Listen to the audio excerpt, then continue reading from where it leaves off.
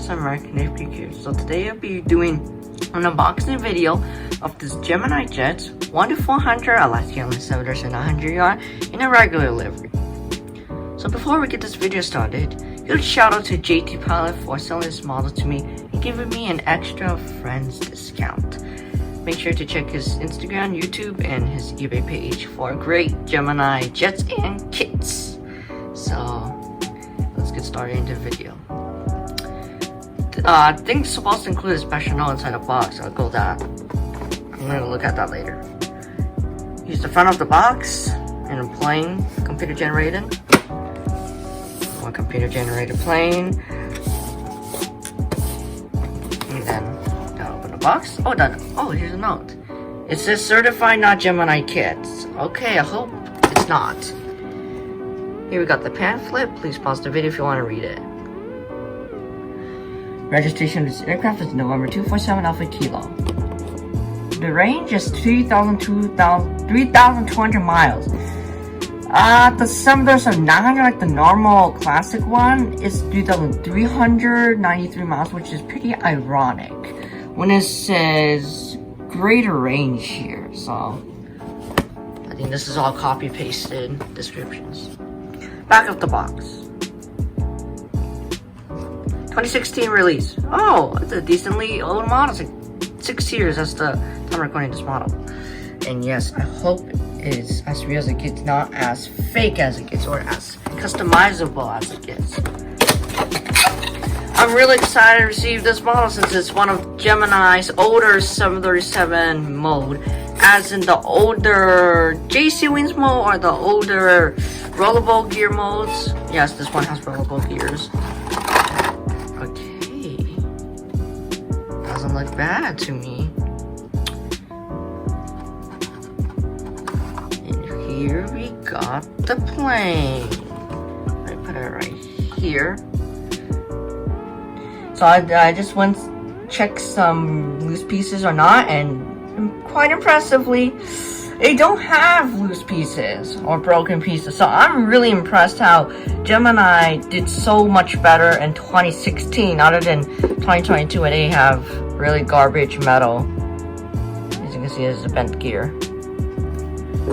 So let's just get started into the details. Starting off here, we got this nose cone, cockpit windows, and I think they're pointing down a little bit. It should be pointing up slightly a little bit, but it doesn't bother me at all.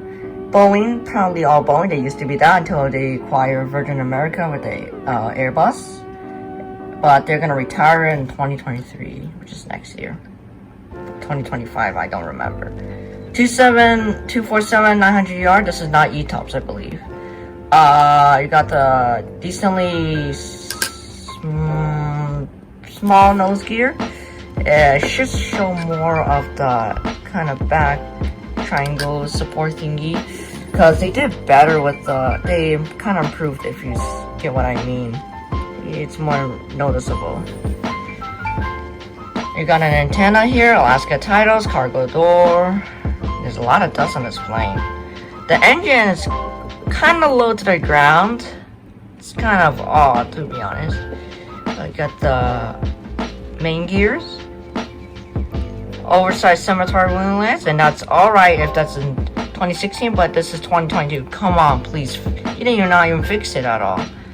L1, no, not L1, just emergency exit doors. Antenna, there's supposed to be a Wi-Fi box here, but they recently got updated. And this is not Gemini's fault for not missing it, because when this plane was just like this when it got released in 2016. Got the a special emergency exit door, November 247 Office Kilo, and another antenna, and then Mr. Chestertail. Oh yeah, also these are plastic stabilizers. Okay, their nose here doesn't look too bad, honestly, considering it's a 2016 model. Here's the outside of the model. Oh yeah, this configuration, the window configuration is different from here. With the model. And let's see if there's wing flex or not, because that's my most exciting part, seeing an older mode. Having wing flex or not. Oh, It doesn't have wing flex. Wait, yeah, I should compare it to the 2022 one. Okay, this is the 2022 one. Oh, frick. Oh, the 2016 one doesn't even have wing flex. Look at 2022. We love to make our modern models even more futuristic. This is the second generation of making 737s. We love to flex our wings. Even though the wings are supposed to flex when they're flying, not on the ground. Enough that criticism here to actually real review. Thank you for not having wing flex. But the thing is, the engines are low to the ground. If you're gonna see the other one, it's not really low to the ground. But yes, these engines are wacky. So that concludes our review today. If you don't know, NG Models does have the 7900 yard, but the registration of that is November 4th, 34 Alpha Sierra. This is Alpha Kilo, and this is like the only release that's Alpha Kilo 900. So you can get this model if you're just like me, want the Alpha Kilo, or actually experience Gemini's better models in 2016, but might get the NG in the future with the One World from Gemini. So that'll be all for this video today. I hope you guys enjoyed it, and I'll see you guys in the next one. Yes!